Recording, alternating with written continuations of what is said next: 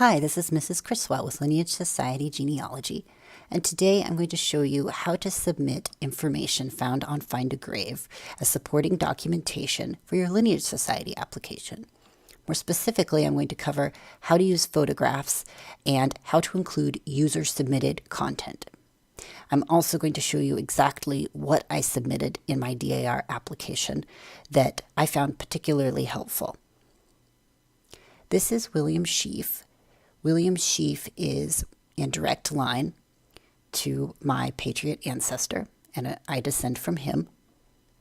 And you can see there's a lot of very useful information in his memorial. There are a couple of pictures, and then there's a newspaper clipping file that was transcribed, which is also very useful. And I can use this newspaper clipping file, this obituary, for other information, not just birth and death. And I definitely want to include it, not just as its own source, but as part of the memorial.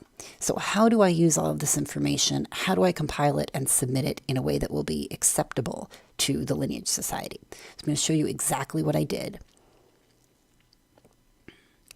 First, I treated the photograph as its own source. And this photograph was taken for me by a very kind and generous fellow genealogist who lived in the area. And I will include a giant photograph of it. I just pasted this on a Word document. But notice here at the top what I did. I put the transcription of the tombstone exactly as it's written. So I have the WM with the period, L with the period, Sheaf, and then the dates exactly as they're written.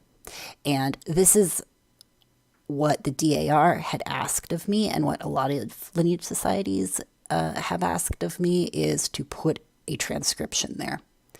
And then also where this tombstone is. And I put the cemetery, where the cemetery was located, the plot, and then where I found this photograph, which is really on this FindaGrave memorial. And this is William Sheaf's memorial number.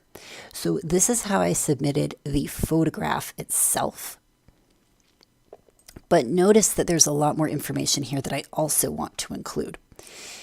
So along with that, I printed out the actual memorial with everything on it. So it includes the user-submitted content. It also includes the photographs. It includes the URL here. And then if I scroll down, it includes everything that you can see on the memorial if you were online. So all of the different family links and who it was created by, when the record was added, so on and so forth. And again, it shows the cemetery and where the cemetery is located. So I definitely want to include this. Now, we've got the photograph taken care of, but what about this news clipping file? So this is an obituary. I really want to use that. Some lineage societies will accept this transcription, provided that there is a proper citation attached to it. And this almost does the trick. Linda says that it's from a 1905 Nance County, Nebraska newspaper clipping file.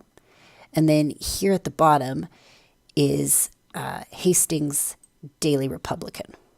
So I know the newspaper, but that's not a 100% perfect citation. What I really, really want is the date of publication, the specific date that this newspaper clipping was published. That's really what I'm looking for. So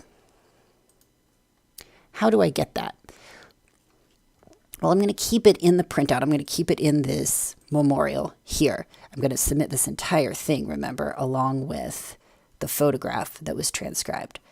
But I'm also going to get an image copy of the newspaper that this was originally published in. And so I have this here. This is the original obituary. It's an image of that. And then at the very bottom, you see the name of the newspaper. And then you see the date it was published and what page it was on. What I will also include is a picture of the front of the newspaper. So that first page of the newspaper where it shows the heading and it actually shows the printed date that it was published.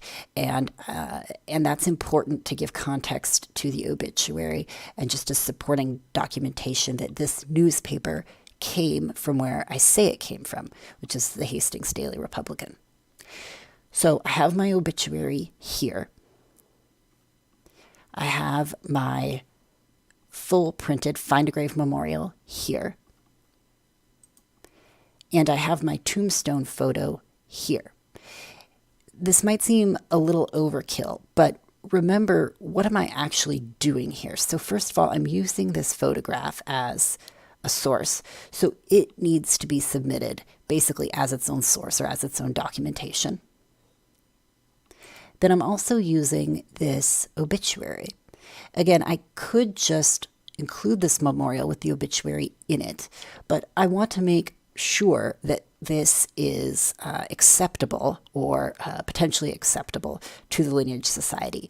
And so to do that, I'm going to just take the extra effort and get a copy of the obituary so that I have that publication date. And I'm going to submit this as well. So from this FindaGrave, what I'm really doing is I'm submitting 3 different documents. One's the memorial, one's the obituary, and then one is this photograph. And so that's how I did it. Just something to keep in mind. Everything on here, on FindaGrave, is user-submitted content. And so a lot of Lineage Societies will not just accept everything that's written here in the user-submitted content section. The reason why this obituary is potentially acceptable is because it is coming from a source that is at least somewhat cited. So if someone had just put this information in writing without any kind of context or without any kind of citation, we couldn't use that at all. Because you can literally write anything in here that you want, whether or not you can document it. And a Lineage Society just won't accept that under any circumstances. So we really lucked out here that we have something that we can use.